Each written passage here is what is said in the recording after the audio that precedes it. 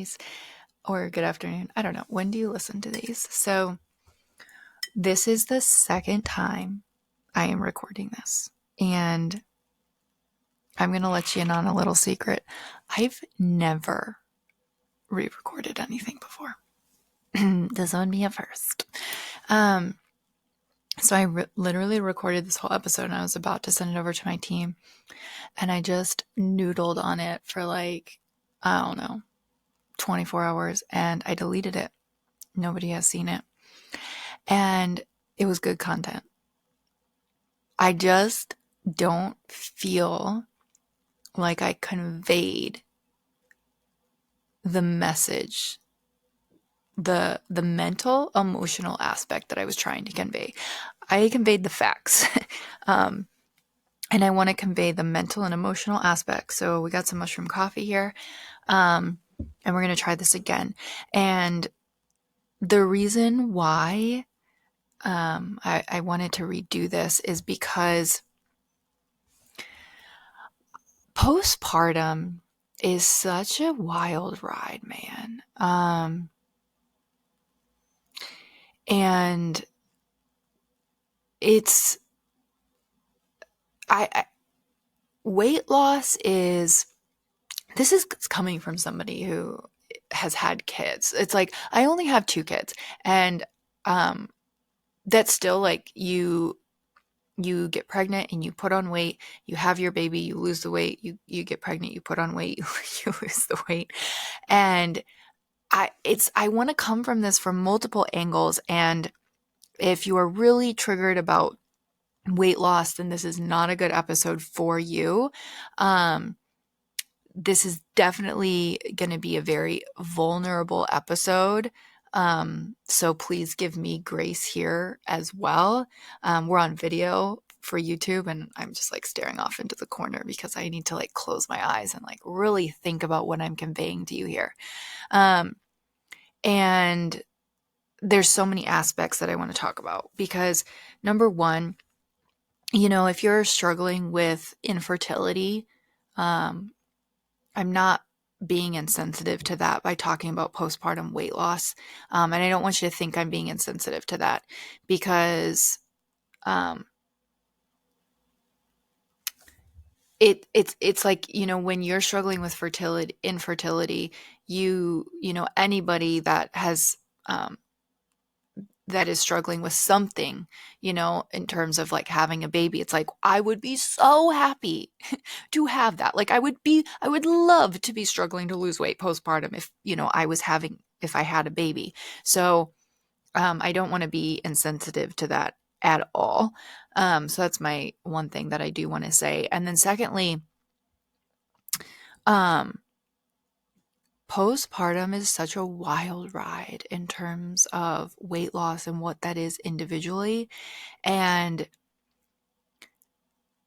you do need to gain weight during pregnancy. And this isn't, I'm not even talking about aesthetics.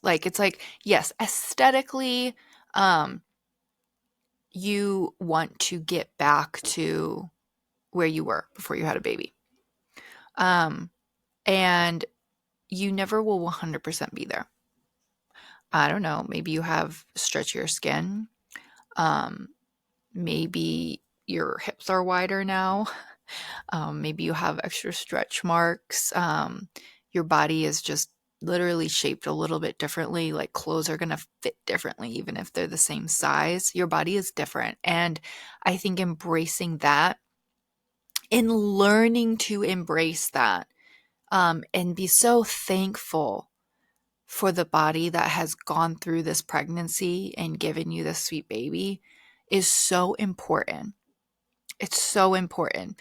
You can't hate your body into a form that you're wanting. And I think that's the number one thing I want to convey is you cannot hate your body. You can't frustrate your body or torture your body into the form that you want. That's number one. That's really important. But then also, and this is the thing that is so hard emotionally, I think, is that you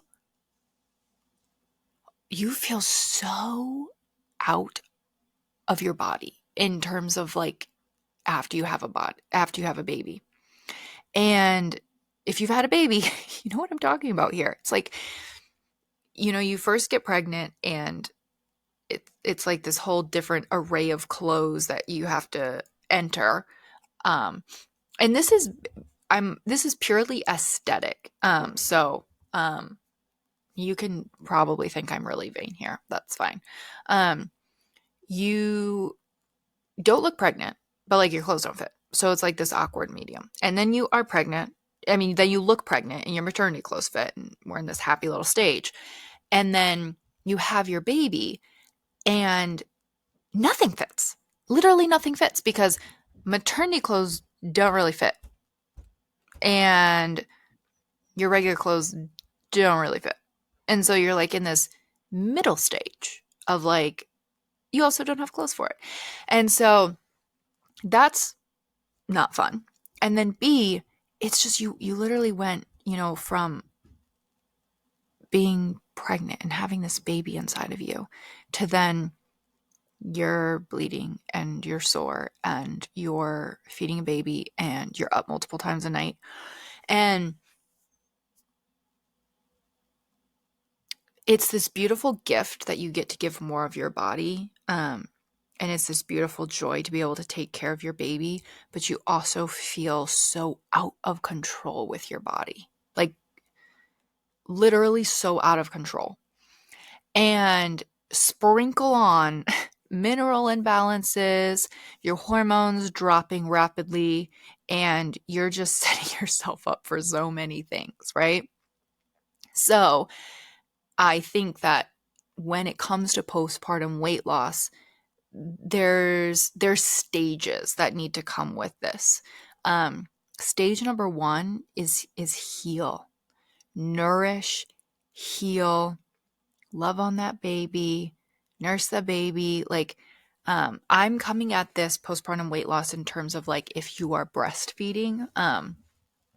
So that's going to be my point there. So if you are not breastfeeding, I think you can still take everything here, but you also will have some differences because you obviously don't have to pay attention to like your milk supply because you're not breastfeeding. So that's something you don't have to worry about.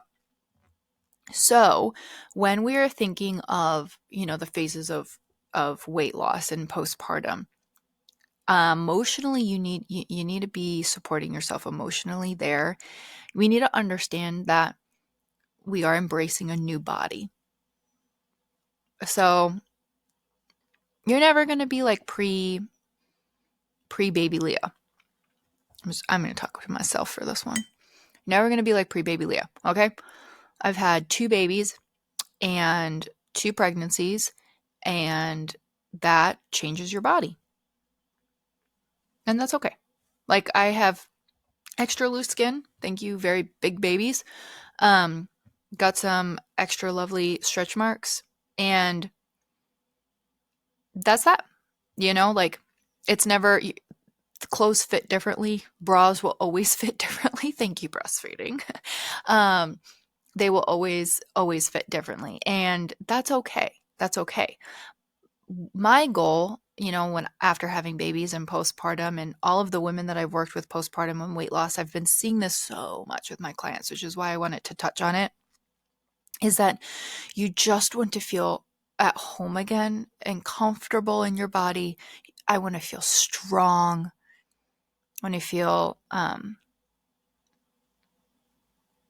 strong, and I want to feel comfortable. Those are and at least in my terms, that's my goal. That's what I try and get back to. And it comes in different stages. And so I had 2 pregnancies, and so I can compare those 2.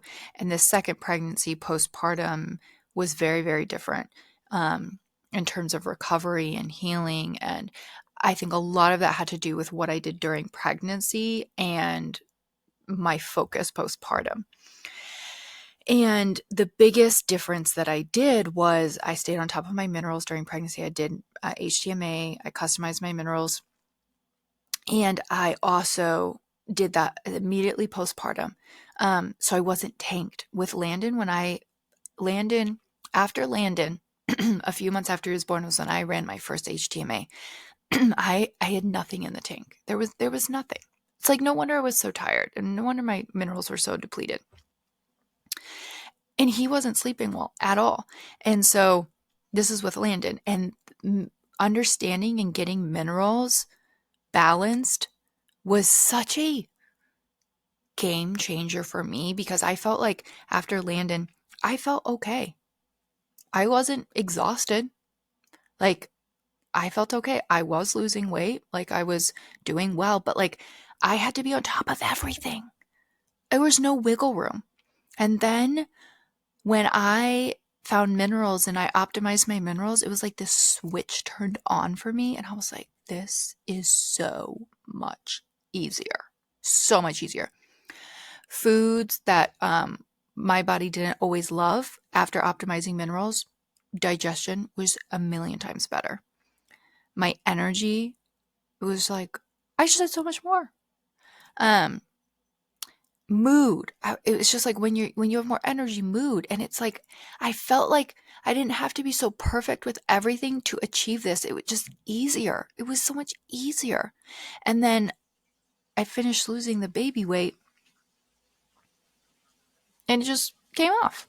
And I was like, what? Minerals make such a difference. And I didn't feel like I had to be so on top of everything. And so, I stayed on top of mineral support all through Killian's pregnancy and postpartum. And it was just such a smoother transition. Like, I got back down to pre-Killian baby weight so much faster. And I had so much more energy. And really think minerals had such a difference. And the other thing is, I really, really, really focused on blood sugar balance. So we're going to go over the check marks, but I just wanted to share that difference. And the other thing I want to share is that I am now officially, I'm not quite 9 months postpartum. And I am not one of those people that 3 weeks after having a baby, I have lost all the baby weight. I'm not one of those people. Secretly, before I had kids, I was like, maybe I'll be one of those people.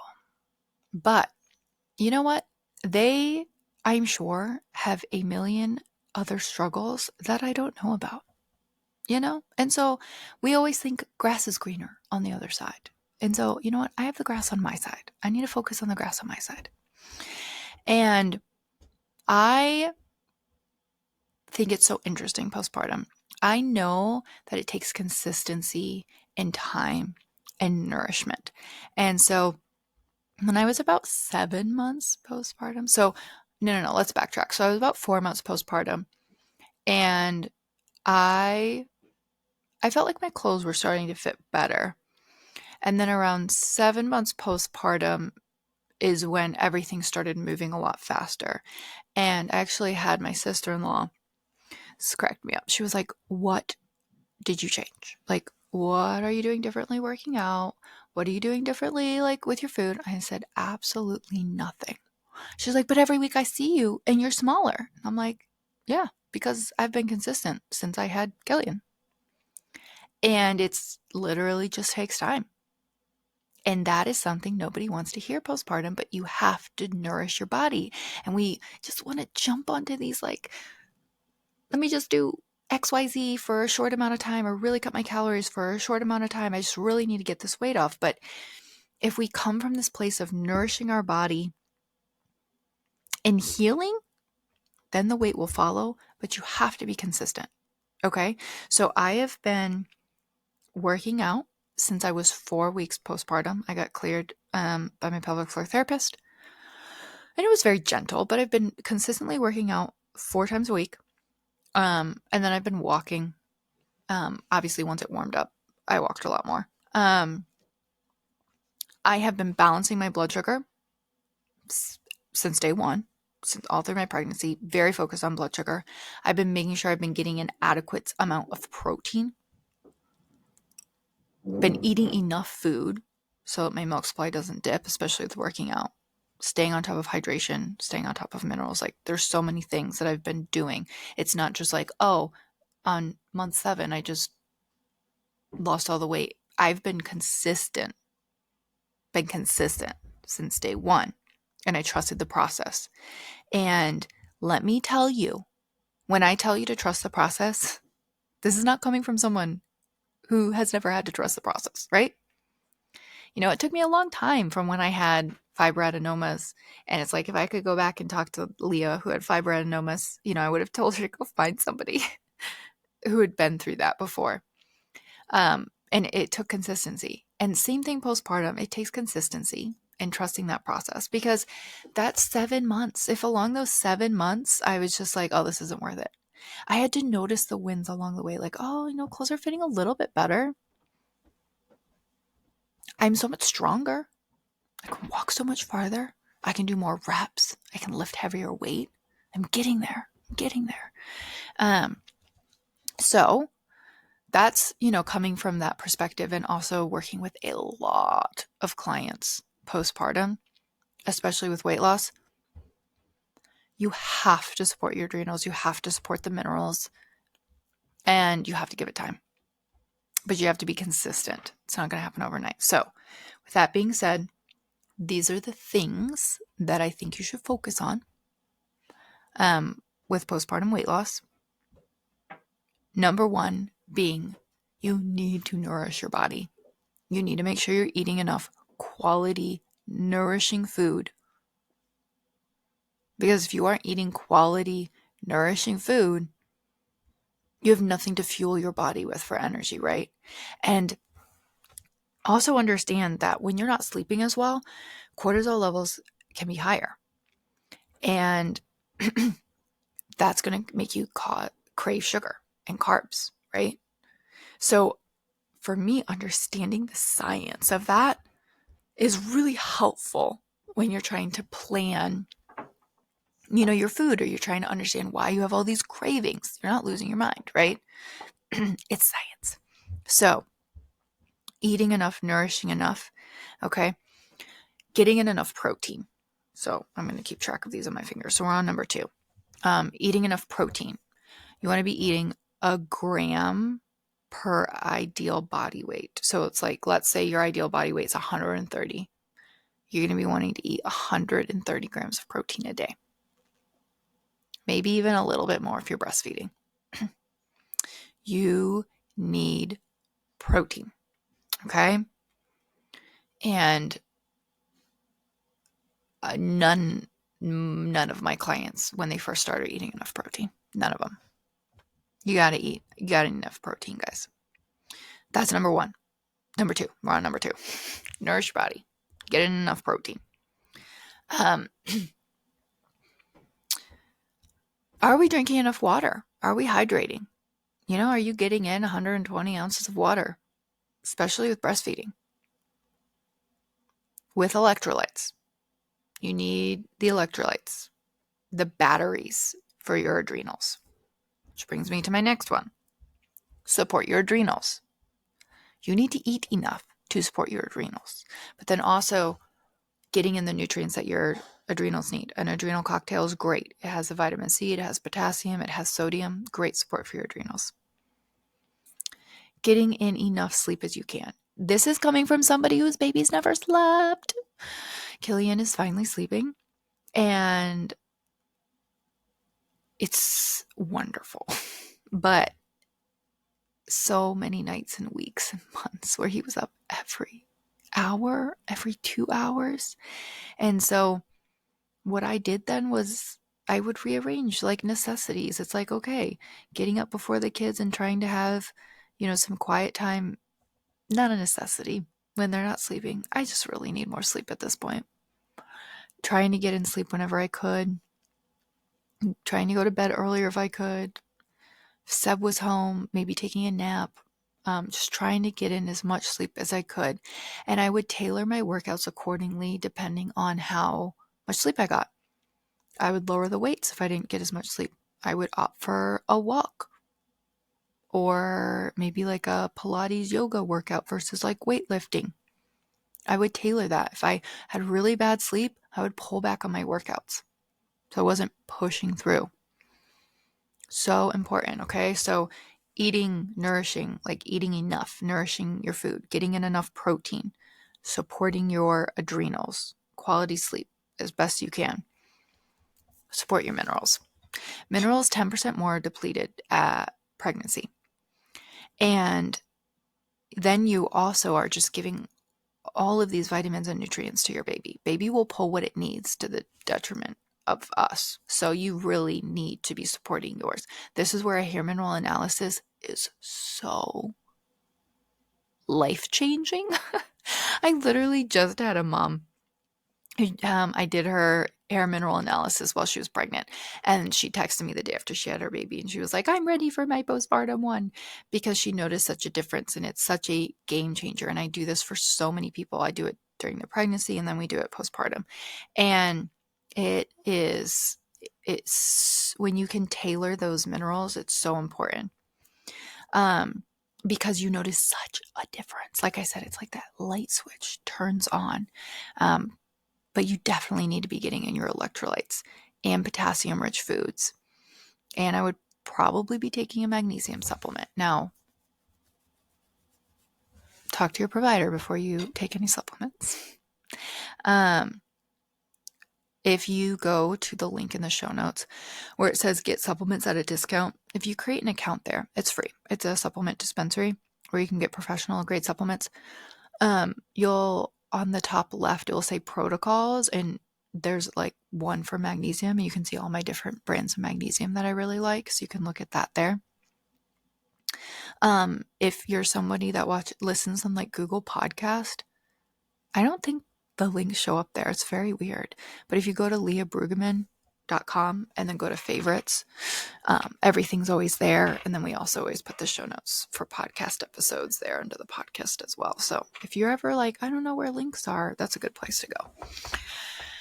Okay, so that's what I would do in terms of like minerals. I wouldn't supplement with minerals outside of magnesium. Like I wouldn't be supplementing with potassium or anything like that unless you've tested. You don't want to play around with that stuff, but you can definitely do electrolytes. You can do adrenal cocktails, potassium-rich foods like coconut water. Potassium is your stress mineral, and a lot of times postpartum, you see postpartum thyroiditis, right? And sometimes a lot of women will have issues with getting copper moving postpartum. You know, copper does go up during pregnancy because of the placenta, and without correct nutrients and everything, some women don't move that and detox, like transport copper well. You do need your adrenals doing what we need them to do to transport copper, because adrenals produce what is called ceruloplasmin, which is what transport copper. And so if that doesn't happen, you know, you can get too much copper, you know, get copper toxicity or even hidden copper toxicity, and that suppresses potassium. You know, copper also has a lot of effect on mental health, anxiety, depression, skin issues, definitely just like not not feeling at home in your body. Like copper does a number on your emotional side, and it also can for like, because it depletes potassium in your skin issues and all of the things. And so really focusing on those potassium-rich foods can be really, really important for you, because potassium also sensitizes your cell to your thyroid hormone, which obviously is going to be affecting weight loss, right? So potassium-rich foods is really, really important.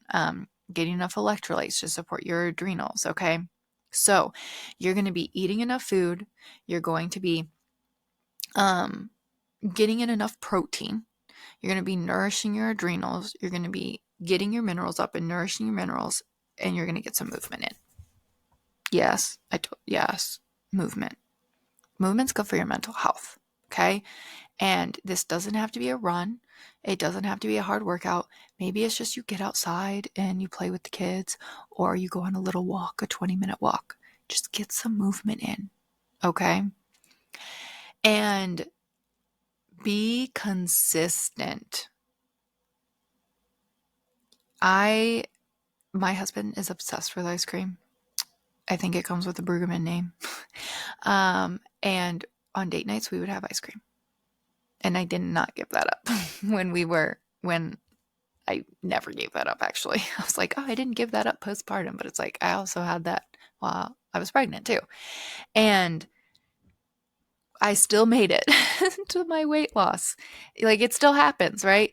It's really about consistency. It's not all or nothing. It's like every day I'm nourishing my body, every day I'm getting in my protein, I'm getting in that movement. I'm supporting my adrenals. I'm doing the best that I can with sleep.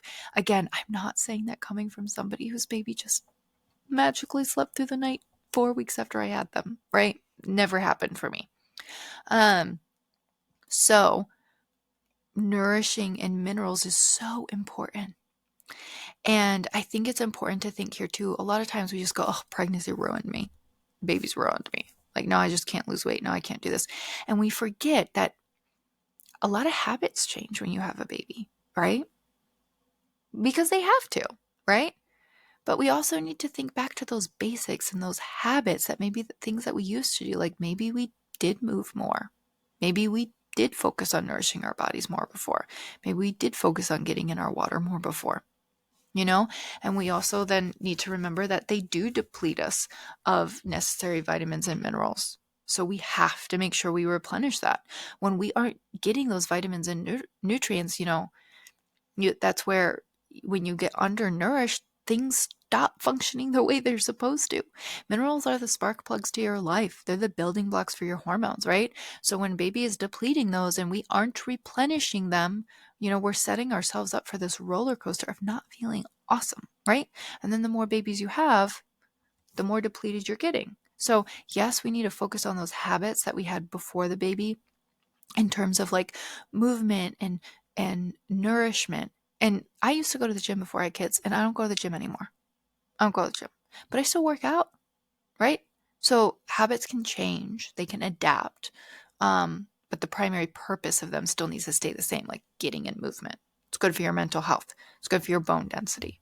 It's good for your strength. All of the things. It's good for insulin resistance. So that's what I would say. And then I would remind you that you need to be consistent.